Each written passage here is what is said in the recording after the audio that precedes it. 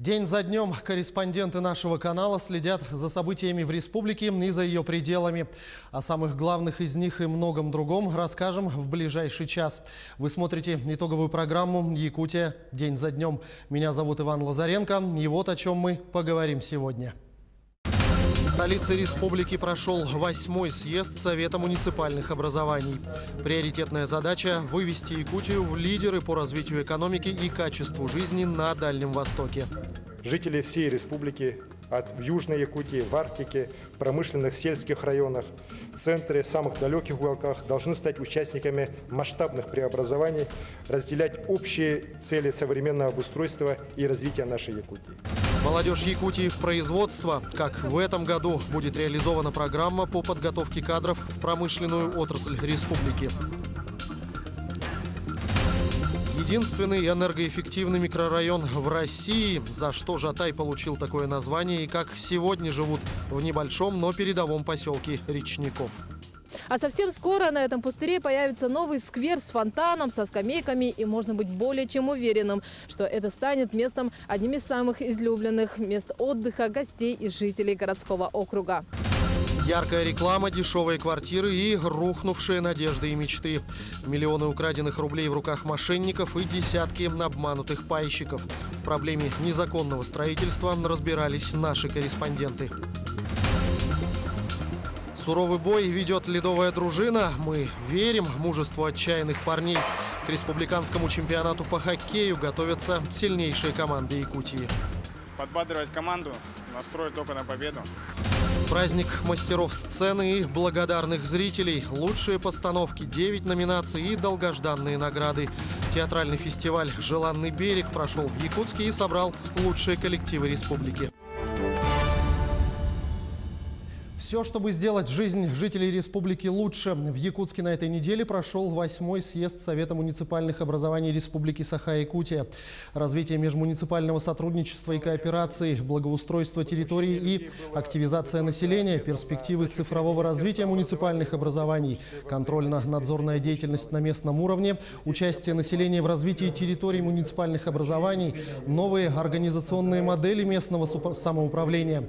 Эти и множество других задач стояли перед участниками съезда, по решению которых должно быть сделано очень многое для развития человеческого потенциала и повышения качества жизни для жителей нашей республики. О чем говорили на съезде и какие итоги были подведены, смотрите в материале Дмитрия Тымырова. 8-й съезд глав муниципальных образований в этом году прошел в новом формате. Делегаты из районов и сел республики в течение нескольких дней работали по вопросам реализации указов главы региона.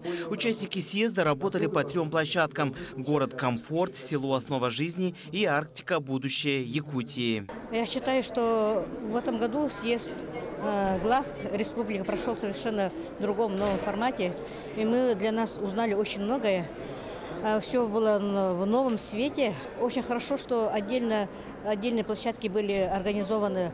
Село отдельно, Арктика отдельно. Новый формат работы съезда дал главам муниципальных образований возможность более четко и понятно сформулировать свои вопросы при диалоге с экспертами. Так, по словам глав муниципальных образований, сегодня исполнение указов главы региона находится на разных уровнях реализации. Если, например, взять реализацию указа об инновационном и цифровом развитии Республики Саха-Якутия, то эта программа успешно реализуется в центральных районах Якутии. В Ленском районе благодаря реализации этого указа в труднодоступных селах начали проводить интернет. По Ленскому району, конечно, начало уделяться вообще с 2019 года большое внимание.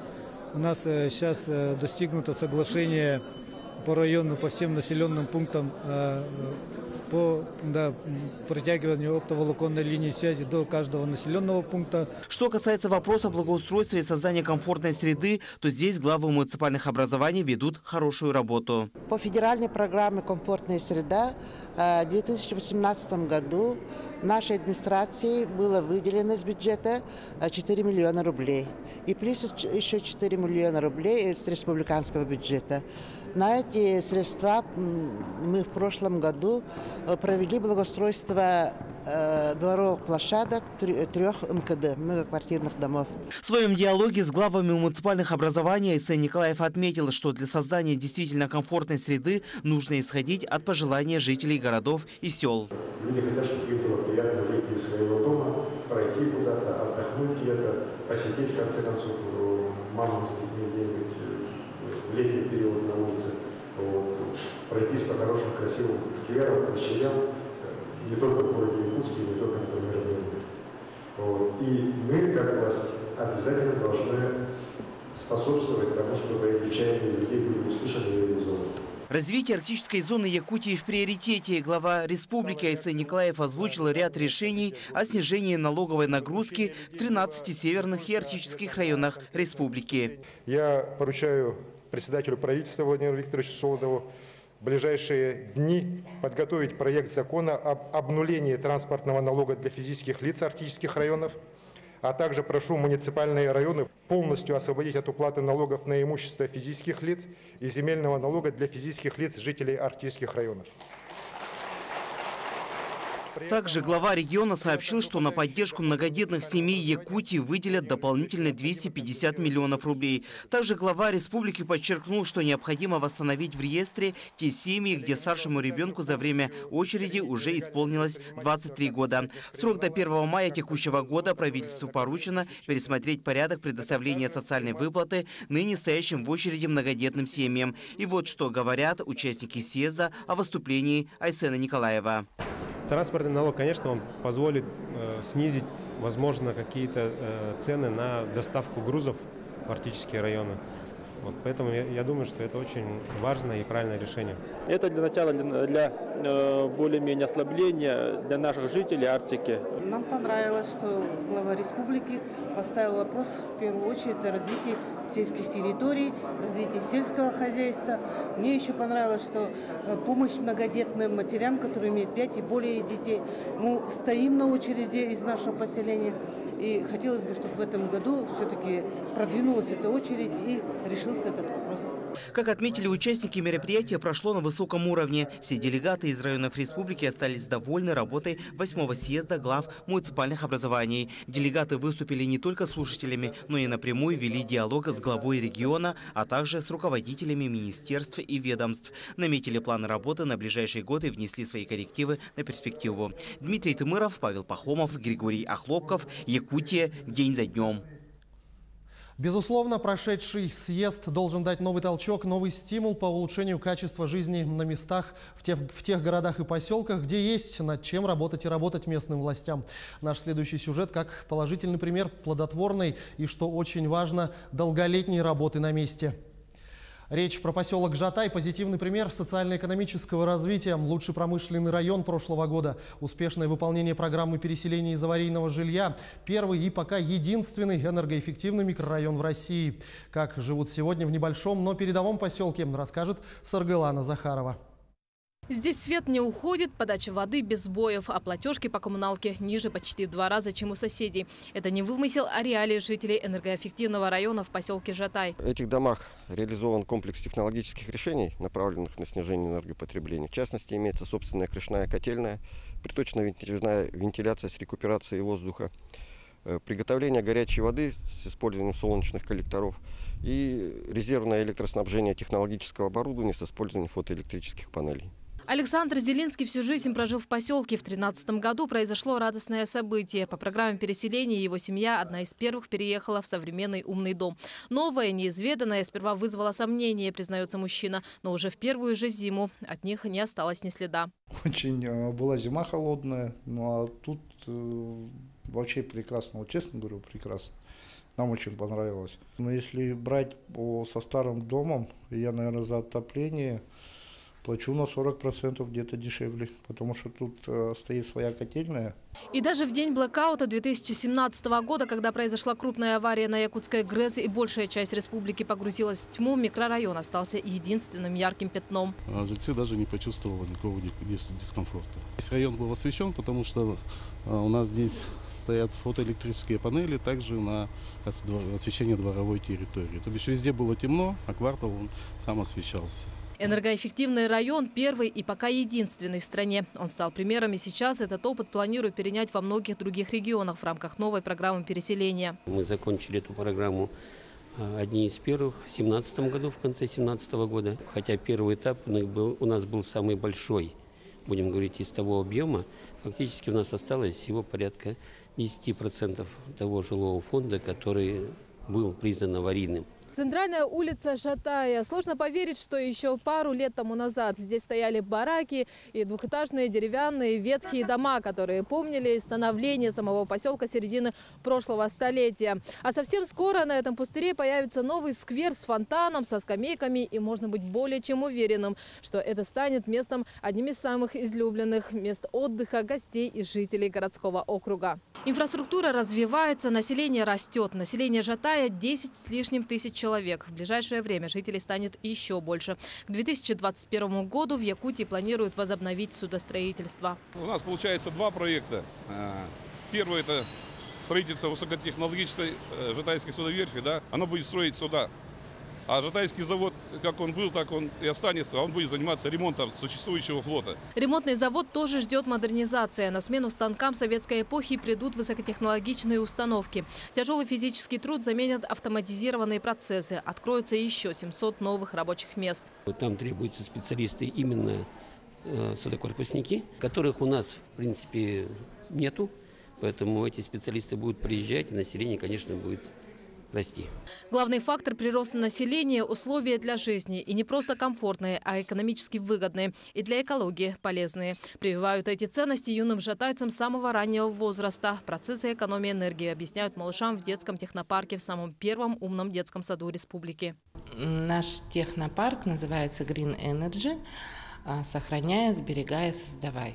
То есть мы из того, что есть, приучаем детей создать, переработать, и при этом же стараемся развить какие-то технические качества. Жатай по праву можно назвать самым зеленым населенным пунктом Якутии. За последние годы из депрессивного поселка он преобразился в один из передовых и перспективных районов республики. И на этом его история не заканчивается. Новая глава в жизни жатайцев только начинается. Саргалана Захарова, Григорий Охлопков, Жатай.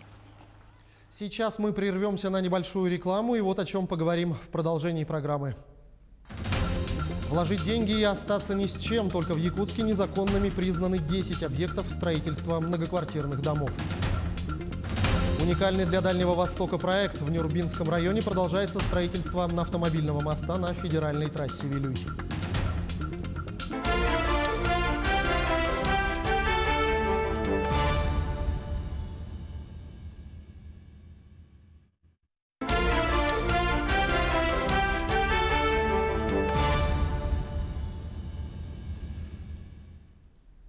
Мы продолжаем. Это программа «Якутия. День за днем». Как говорил Остап Бендер, у меня лично есть 400 сравнительно честных способов отъема денег.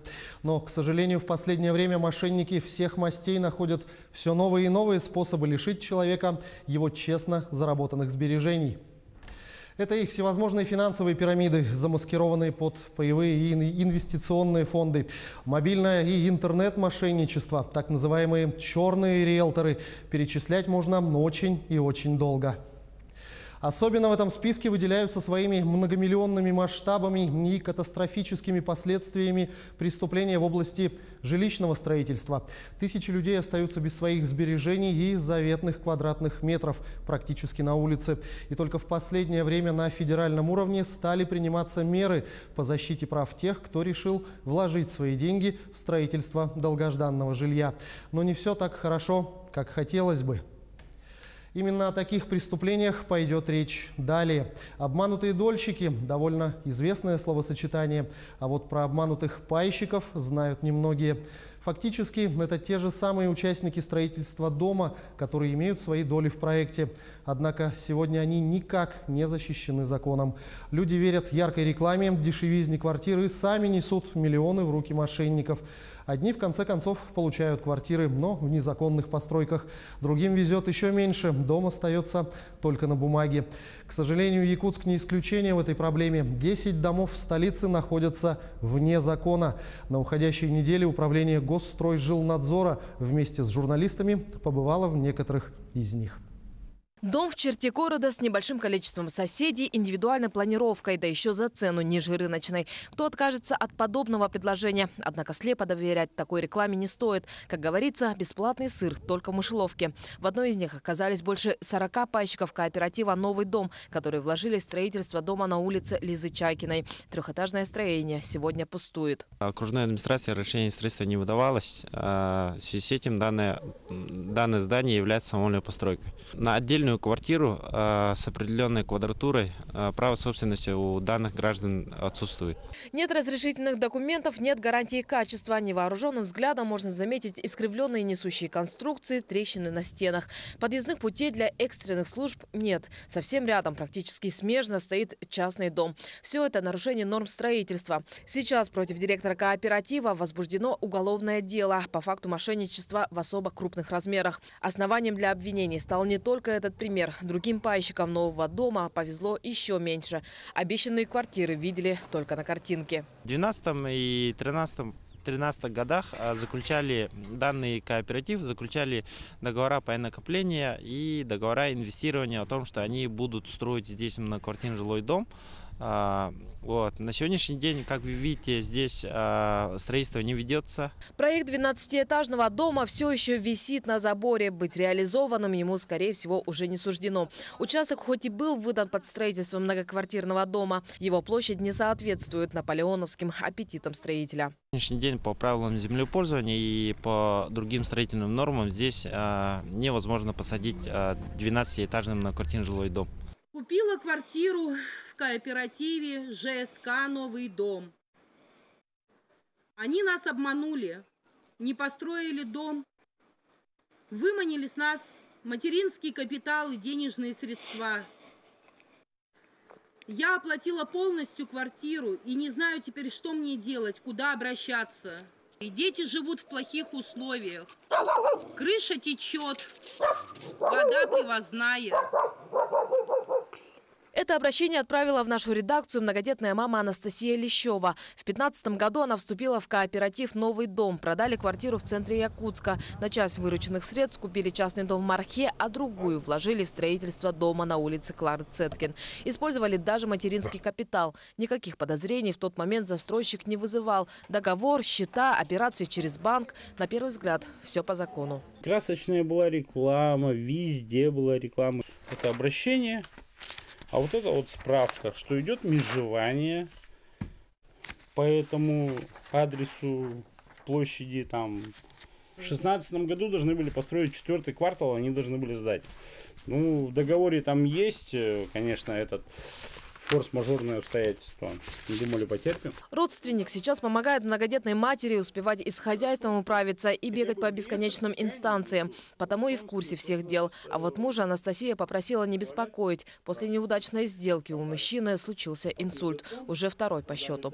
Вадим рассказывает, знал директора кооператива лично. Сперва даже верил его словам, что если все-таки не получится оформить разрешение, то деньги он вернет. Сначала он на связь выходил, потом перестал выходить, потом вообще номер поменял.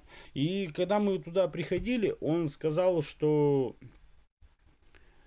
он здесь никто, просто ИО. Теперь семье приходится жить в старом частном доме. Крыша протекает, дома холодно, газ отключили из-за долгов. Несостоявшаяся покупка серьезно ударила по семейному бюджету, и помощи ждать неоткуда. Словосочетание «обманутые пайщики» в российском законодательстве нет, и этим пользуются предприимчивые строители. Их не останавливают ни сломанные судьбы, ни уголовная статья мошенничества. А здесь на улице Красильникова вырос целый микрорайон с незаконными домами. Раз, два, три и еще там 4-й дом без никакой разрешительной документации. Гарантировать, что проживать в них безопасно никто не может. Все дома жилые. Более того, даже коммуналка работает без сбоев, потому и верят строителям жители. Вот-вот, совсем скоро получат документы на право собственности. Но у нас и мусор вывозят тут, и можете в подъезд зайти, везде чистота, оплачиваем, люди оплачивают, и нормально. Документы-то есть, и вот скоро уже должны будут и документы на руки, на квартиру выдать. Но ждать придется долго. На сегодняшний день для того, чтобы узаконить вот эти квартиры, очень проблематично, поскольку все упирается в землю. Землю нужно в первую очередь выводить поскольку зона здесь для ИЖС, не для многоквартирного дома. поэтому проблем очень много. А после доказать, что дом в первую очередь безопасен для проживания, ведь речь идет о жизни и здоровье людей, а они не измеряются деньгами. Сарглана Захарова, Георгий Григорьев, Павел Пахомов, Якутия. День за днем. Еще одна очень серьезная проблема республиканского масштаба, которая регулярно поднимается к обсуждению, это проблема экологии. Как сообщил председатель правительства региона Владимир Солодов, власти Якутии предлагают включить в мероприятие нацпроекта «Экология» защиту реки Лены, которая является одной из самых длинных на планете. Один из крупнейших недропользователей республики, компания «Алроса», направит на мероприятие по охране окружающей среды около 30 миллиардов рублей. Уже в этом году на эти цели будет потрачено почти 6 миллиардов. В части охраны водных объектов компания организует сбор и очистку сточных вод. Предусмотрены мероприятия по охране поверхностных и подземных вод. В программу производственного контроля включены исследования качества сточных вод на всех промышленных площадках, присоединенных к централизованным канализационным сетям.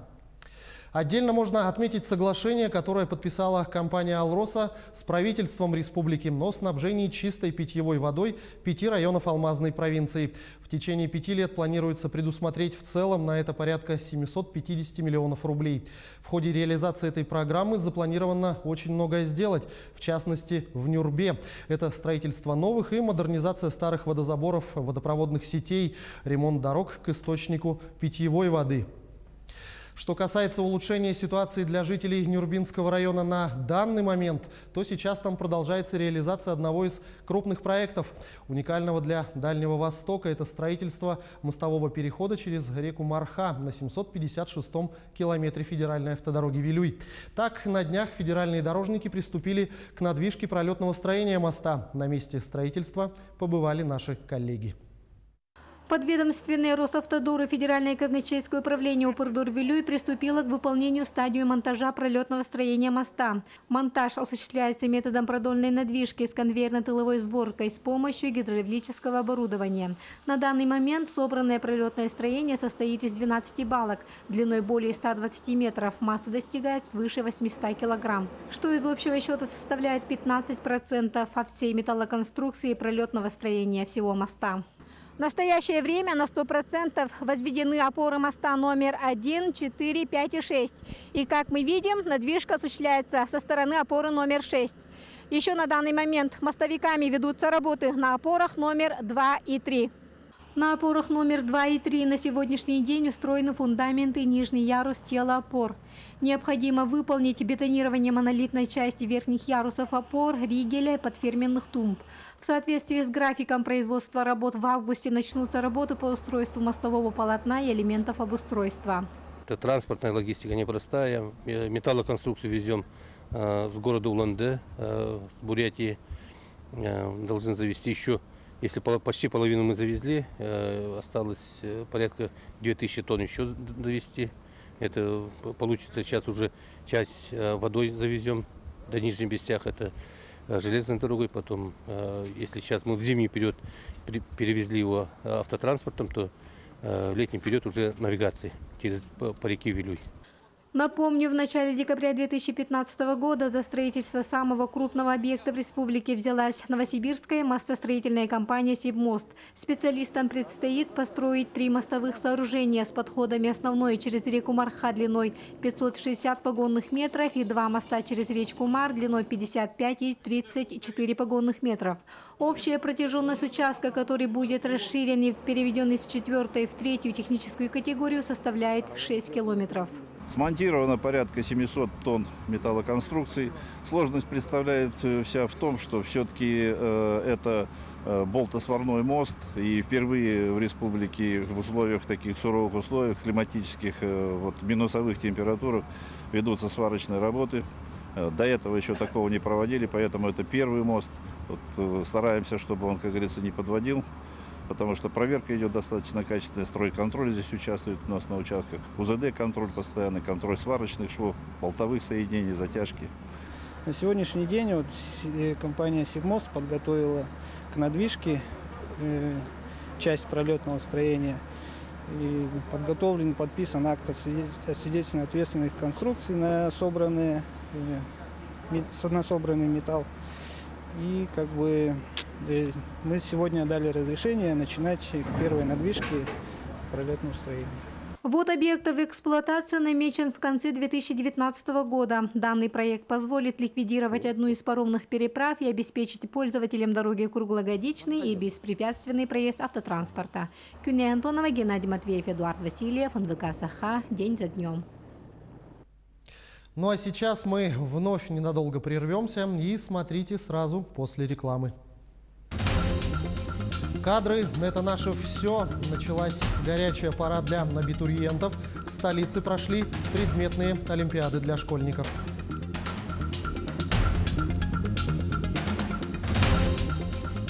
Жаркие страсти на ледяной арене. Якутия готовится к проведению республиканского чемпионата по хоккею.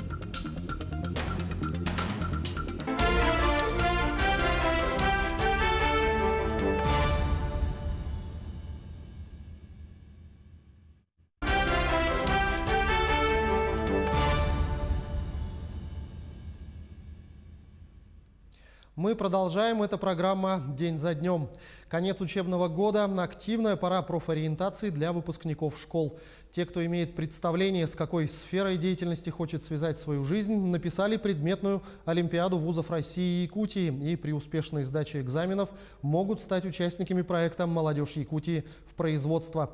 Какие появились изменения при поступлении на целевую программу обучения и какие добывающие компании ждут специалистов? Обо всем этом расскажет Юлия Великодная. Вуз выбран, предметная олимпиада написана. И теперь 1500 школьников ждут результатов дистанционного задания. 15 апреля они узнают, станут ли счастливчиками, поступившими на целевую программу обучения. В этом году у нас немножко меняется статус тех, кто завоевал наибольшее количество баллов. Они получают статус победителя. То есть это победители олимпиады. И во время работы приемной комиссии летом, когда уже будут сданы результаты ЕГЭ, к результатам ЕГЭ будет плюсоваться вот эти 10 баллов победителя. Соответственно, это большая возможность быть рекомендованным в первую очередь на те целевые места, бюджетные места Российской Федерации, которые нам выделяют ведущие вузы и которые подтверждает их учредитель в лице федеральных министерств и ведомств. Теперь образование по целевой программе может быть и среднеспециальным. С 1 января 2019 года вступил в силу федеральный закон, который изменил практику целевого набора как в вузы, так и СУЗы страны. В документе решен и вопрос отсрочки от армии. В том числе тот вопрос, который не был реализован последние 3 года, касающийся отсрочки от армии. То есть на целевиков, обучающихся в учреждениях среднего профессионального образования, будут действовать те же права, которые есть в отношении тех, кто обучается в вузах. Ну и, конечно, мы тоже на это откликаемся. Даже в этом году у нас в плане приема по целевому обучению, проект плана, который размещен на сайте Министерства образования и науки Республики Саха-Якутия, присутствует целый ряд новых профессиональных образовательных организаций, в которых мы будем заказывать подготовку. Не сомневаются в своем выборе и участники республиканского проекта «Молодежь Якутии в производство». 20 учеников старших классов из 11 районов Якутии прошли конкурсный отбор и индивидуальное собеседование. Биоинженер, я хотел пойти на биоинженера. Но я думаю, что тут биоинженерия немного тоже связана, очистка воды от всяких загрязнений, бактериальных загрязнений. Может быть, даже биоинженерия поможет найти такие бактерии, такие живности, в создании таких бактерий, которые способны очищать воду. Ребята познакомились с работой на ГРЭС-2 и рабочих цехов водоканала. Благодаря экскурсии некоторые 11-классники поняли, с каким родом деятельности точно не хотят связывать жизнь. Когда я зашел, сразу же почувствовал жесткую вонь. Впечатления не очень красочные. Вода была очень грязная, мутная, с пеной. На уходе уже белоснежная была. Не буду туда идти.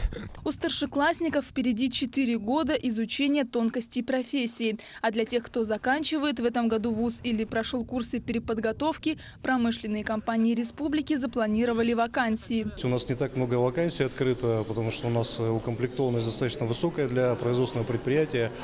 2018 год это было 98,5%. Но тем не менее план есть, и то, что проговаривали сегодня на совещании, в первую очередь это акцент на на трудоустройстве местных кадров. Лидерами по трудоустройству местных кадров в промышленность в прошлом году стали компании «Колмар» 1301 человек, «Алроса» 950 и «Якутуголь» 749 человек. Есть чем похвастаться и молодым специалистам. Которые ранее Министерством промышленности подбирались из сельскохозяйственных вузов и направлялись в вузы России, там Санкт-Петербургский, допустим, горный университет, МИСИС московский, показывали при трудоустройстве к нам уже по окончании высшего учебного заведения, показывали более высокие результаты. И сейчас есть примеры, скажем так, ребят, которые за 3 года построили карьеру там, до начальников цехов. Неважно, какой факультет выберет абитуриент или на какую специальность трудоустроиться. Если вспомнить цитату Конфуция, то, выбрав работу по душе, не придется работать ни одного дня в своей жизни. Юлия Великодная, Иван Яковлев, Александр Зубехин, Григорий Охлопков. Якутия. День за днем. О том, как обстоит ситуация с желанием будущих специалистов стать участниками программы целевой подготовки кадров, какие условия предоставляют иногородним студентам, какие направления в обучении наиболее популярны, сегодня мы узнали у нашего гостя, заместителя директора Института государственного и международного права Уральского государственного юридического университета Максима Матвеева, который побывал в Якутске на предметных олимпиадах для школьников, будущих абитуриентов этого года. В эти дни в нашем городе проходят предметные олимпиады для школьников, на которые посмотреть приехали представители центральных вузов. Дают ли победителям олимпиад какие-то преимущества при поступлении в центральные вузы и как ими можно воспользоваться? Да, дополнительно Министерство образования республиканское гарантирует дополнительные баллы, то есть до 10 баллов, если абитуриент очень хорошо себя проявляет на испытании в рамках Олимпиады, то это дополнительные баллы к уже сданным экзаменам ЕГЭ. И, безусловно, это дополнительные гарантии для поступления. Но республика здесь уже, конечно, подключается и дает дополнительные льготы. Финансирование в период обучения, это и проезд к месту обучения, обратно. Ну, все льготы известны, но по баллам это дополнительные баллы к ЕГЭ, да. А в каких учебных заведениях Екатеринбурга есть целевые места для якутян? Ну вот, если говорить про целевые места, то наиболее востребованы здесь, наверное, 3-4 вуза я могу назвать. Это Уральский федеральный университет имени первого президента Бориса Николаевича Ельцина. Он был образован путем слияния 2 вузов крупнейших Уральского региона. Это Уральский государственный университет и Уральский политехнический институт, ну то есть ныне это УрФУ. Численность студентов, к сведению, составляет больше 50 тысяч студентов, одновременно обучающихся на сегодняшний день в вузе. Это Лесотехнический университет и Уральская государственная юридическая академия, ранее, ныне университет. А вот по каким именно специальностям можно получить обучение, участвуя в целевой программе обучения? Если говорить про Уральский государственный университет, это, собственно, одно направление юриспруденция, маркшейдерское дело, лесное дело, если посмотреть про вузы параллельно, где проходит обучение. А какие условия обучения, проживания предоставляются для приезжих студентов? Ну, безусловно, республика здесь гарантирует комфортные условия, поэтому договоренность есть со стороны министерства по предоставлению мест в общежитии. Это дополнительные, как я уже называл, льготы. Это компенсация проезда, средств, которые затрачены на проезд. Это дополнительные стипендии. Ну, собственно, проживание, выплата пособий, стипендий, материальной помощи. Все здесь предусмотрено. Уральский университет, который вы представляете, можно назвать легендарным флагманом юридического образования в нашей стране. Очень многие известные люди там получали свое образование. На слуху Юрий Скуратов, Юрий Чайка. Очень много юристов из нашей республики получали там образование. Как удается сохранить такую высокую планку в век, 21 век, все-таки информационный век, век цифровых технологий? Насколько сейчас вообще престижно юридическое образование и какой конкурс на поступление? В век цифровизации мы предусматриваем возможности и дистанционного обучения. Это и электронная образовательная среда, поэтому достаточно широкий спектр услуг, и в том числе возможность удаленного получения знаний обеспечивает, наверное, вот такую достаточно серьезную конкуренцию на рынке. А тем временем до чемпионата Якутии по хоккею остались считанные дни. На турнире, который пройдет в городе Нерюнгри, соберутся сильнейшие команды республики. Чемпионат будет проходить в 2 лигах. В первой сыграют команды Якутска, Мирного и хозяйки турнира Нерюнгри. Во второй лиге за титул чемпиона Якутии поборются команды Усть-Алданского, Мегино-Кангаласского и Хангаласского улусов. О том, как проходит подготовка к турниру, в материале нашего корреспондента Юрия Осипова. На каждой тренировке спортсмены выкладываются в полную силу. Осталось всего несколько дней до чемпионата Якутии, и расслабляться некогда. К выходу на ледовую арену каждый спортсмен готовится по-своему. Кто-то музыку слушает, кто-то не слушает. У кого-то есть вообще волосы не трогать перед играми. Но вот такие традиции у каждого хоккеиста есть. Подбадривать команду, настроить только на победу. Все, в принципе. Хоккеисты особое внимание уделяют обмундированию. Значение имеет все. Цел ли инвентарь, в порядке ли броня, заточены ли коньки. То есть, если выйти в ненаточенных коньках, то, естественно, по льду не будешь кататься нормально. Перед соревнованиями спортсмены проводят на тренировках внушительный объем времени. Основная часть, конечно, на льду, но уделяется время и на теоретическую подготовку. Больше всего отрабатывается тактическая составляющая.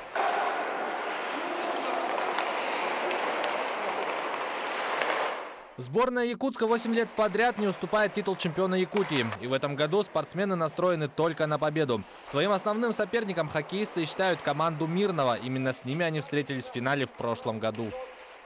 Я думаю, что это сборная Мирницкого района, потому что они в прошлом году привезли хороших ребят. То есть они уже на протяжении 3, по-моему, лет обыгрывают Нерюнгри. Да? То есть это тоже очень сильный соперник. В этом году ожидаем, что у них состав еще более серьезный будет. Сборная Мирного также настроена серьезно. В команду отобрали сильнейших хоккеистов района. Подготовка к республиканским соревнованиям идет в плановом режиме. Сыграли районные соревнования, отобрали лучших игроков, кандидатов в сборную района. Надеемся побороться за высокие места в этом году. В сборную района вошли игроки из городов Айхал, поселка Удачный и города Мирного. Последние несколько лет чемпионат Якутии по хоккею проходит в 2 лигах. В первой группе играют промышленные районы. В нее вошли Якутск, Мирный, Нерюнгри, а также команда воспитанников республиканской спортивной школы. Во вторую группу попали сельские районы. На сегодняшний день определились Хангаласский, Усть-Алданский и Мегино-Кангаласский улусы. Обусловлено тем, что уровень промышленных районов в хоккее он гораздо выше, поэтому, чтобы конкуренция была и в сельских районах, решили разделить. И вот уже 3-й сезон подряд мы будем проводить вот такой чемпионат. Подготовка проходит хорошо, во всех районах спортсмены тренируются, готовят свои сборные. Нынешний чемпионат Якутии пройдет в Нерюнгри с 5 по 7 апреля. Все команды проходят заключительный этап подготовки перед турниром. Сможет ли Якутск 9-й год подряд сохранить за собой звание чемпиона республики, покажет лед. Юрий Осипов, Семен Семенов, Якутия. День за днем. Сейчас мы снова прервемся на пару минут. Смотрите в продолжении программы. Лучшие постановки, 9 номинаций, долгожданные награды. Театральный фестиваль «Желанный берег» прошел в Якутске и собрал лучшие коллективы республики. Экспрессивная стилистика и в живописи, и в графике. В Национальном художественном музее прошла выставка к 60-летию Михаила Старостина.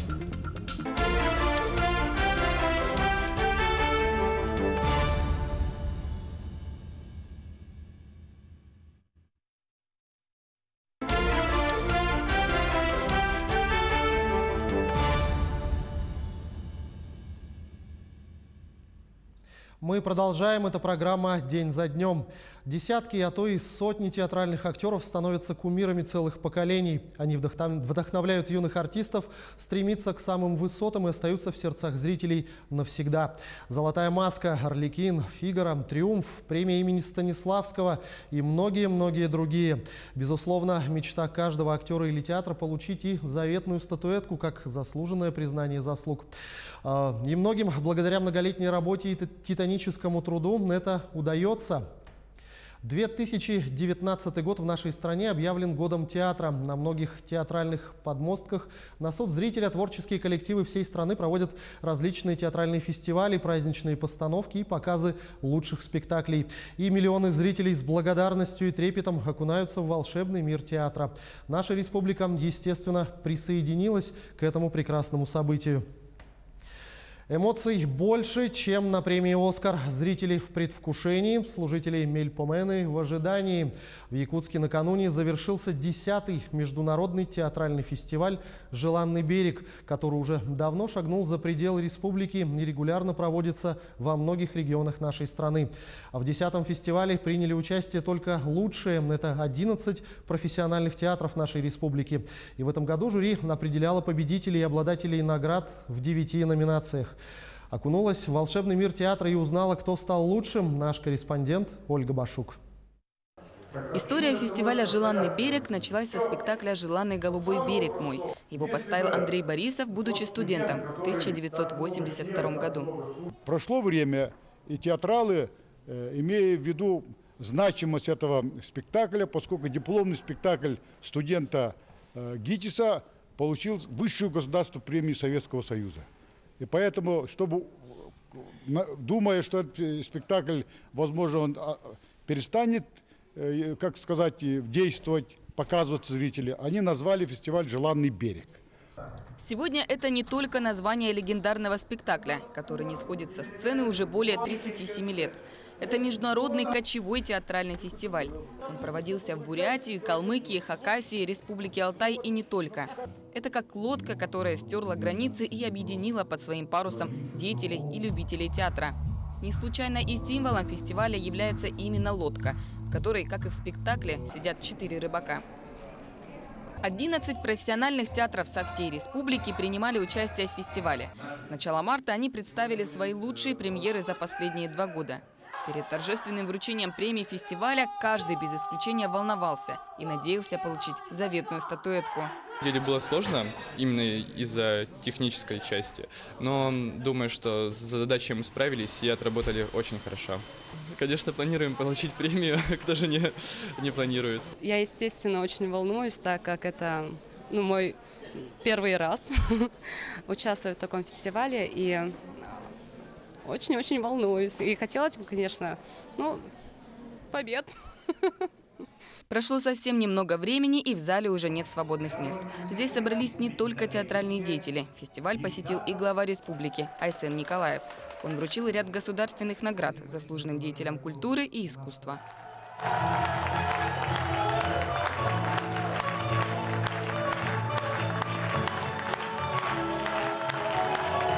Присвоить почетное звание «Заслуженный артист Республики Саха-Якутия» Павловой Ильяне Семеновне, артистке Автономного учреждения Республики Саха-Якутия, Захар-Технический театр имени Платона Алексеевича Аютского.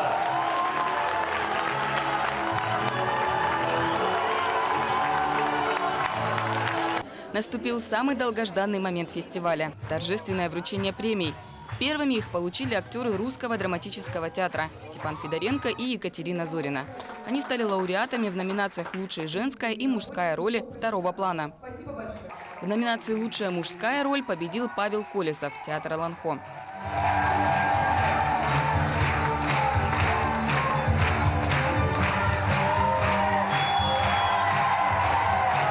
Лучшую женскую роль сыграла Венера Федотова в балете «Корсар». Она играла Мидору, молодую гречанку, которая попадает в рабство. Не самая легкая роль для девушки, которая еще совсем недавно была студенткой. Но результат упорного труда не заставил себя ждать. Вот она, заслуженная награда. Спасибо большое. Знаете, я совершенно не ожидала, потому что я видела своих конкурентов, номинантов, и понимала, что, скорее всего, у меня шансов мало, но все-таки спасибо большое, что моя работа была все-таки признана, я получила женскую роль. Это очень-очень волнительно, правда, я не ожидала. Это, правда, стимулирует на дальнейшую работу. В номинации «Лучший детский спектакль» победил Русский драматический театр со спектаклем «Приключения Алисы».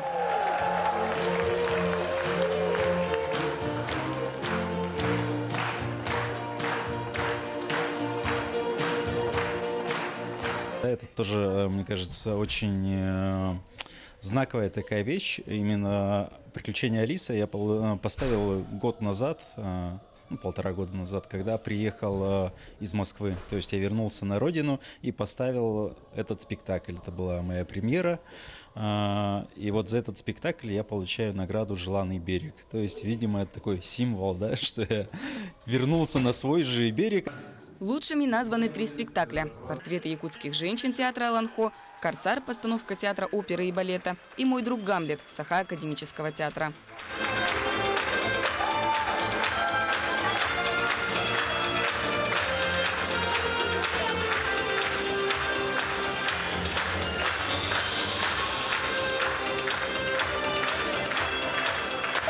Завершился 10-й международный театральный фестиваль «Желанный берег». Сегодня это не только показ спектаклей. Это площадка для встречи творческих коллективов со всей республики, которая дает импульс для развития театрального искусства и духовного обогащения народов республики.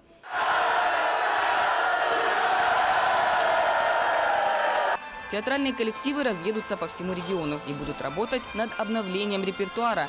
Ведь уже через год они снова встретятся на уже полюбившемся всем фестивале «Желанный берег». Ольга Башук, Георгий Григорьев, Якутск день за днем. Экспрессивная стилистика и в живописи, и в графике. Произведения известного художника Михаила Старостина не оставляют равнодушными никого. Работы художника представлены во многих галереях, в том числе за пределами страны. В стенах Национального художественного музея республики прошла выставка к 60-летию автора «Времена года, времена жизни». С работами заслуженного деятеля искусств Якутии познакомилась и наша корреспондент Анна Кожевникова. Более 100 работ представил Михаил Старостин на одной из самых крупных своих выставок «Времена года, времена жизни». В залах Национального художественного музея поздравить известного художника 60-летним юбилеем собрались коллеги, ученики и почитатели его творчества. Он выбрал себе такой стиль собственный. Это очень трудно, между прочим. В то же время, чтобы это было в рамках высокой культуры художественной. Все это ему удалось.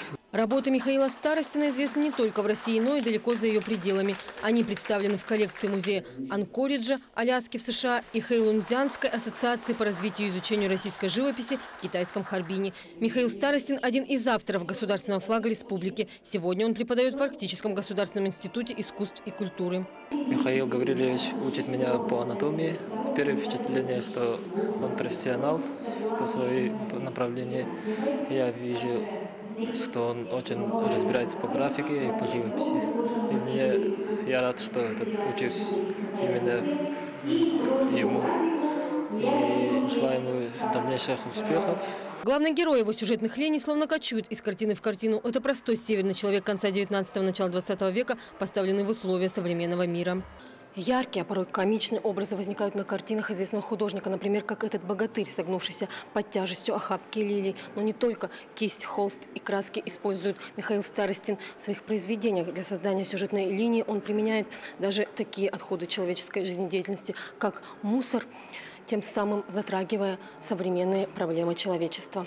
Перед глазами посетителей выставки предстают красивые полотна с говорящими образами. Многие отмечают, что Михаил – художник-философ.